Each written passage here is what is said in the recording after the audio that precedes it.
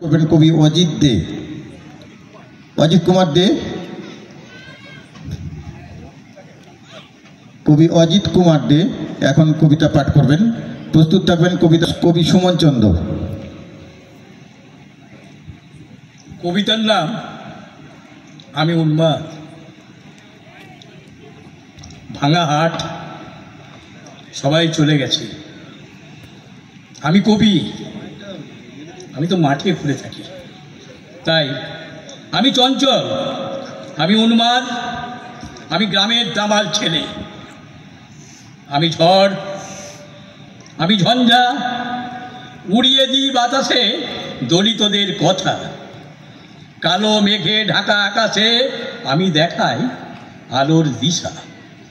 দমকা হাওয়ায় ভেঙে চুরে লণ্ড ভণ্ড করি বাস্তু ভূগোদের পাঁচা।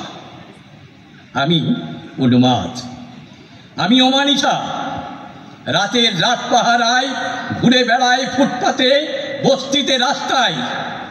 আমি দাবানল, আমি দাবানল, আমি পুড়িয়ে ছাই করে দিতে পারি দুর্বৃত্তদের আতুর ঘর।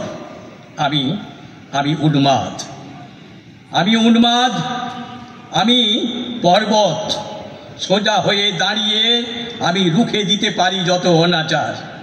আমি সৈনিক, আপসহীন লড়াইয়ে শহীদ হতে পারি, করি না কাউকে ভয়।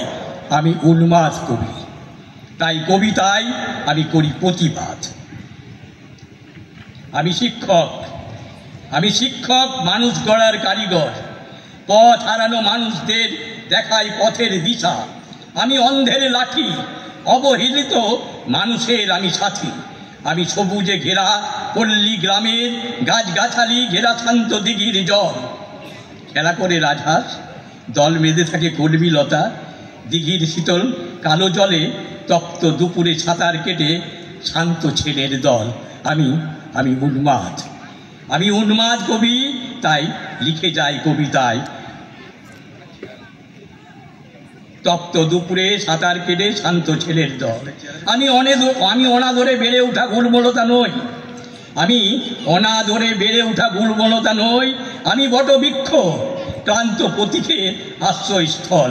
আমি কবি, আমি উন্মাদ, আমি প্রেমিক, আমি শ্রমিক। আমি করি সৃষ্টি নিত্য নতুন কাব্য। আমি লিখি কলম, কলম আমার হাতিয়ার। নমস্কার। কবি অজিত কুমার দত্তকে ধন্যবাদ।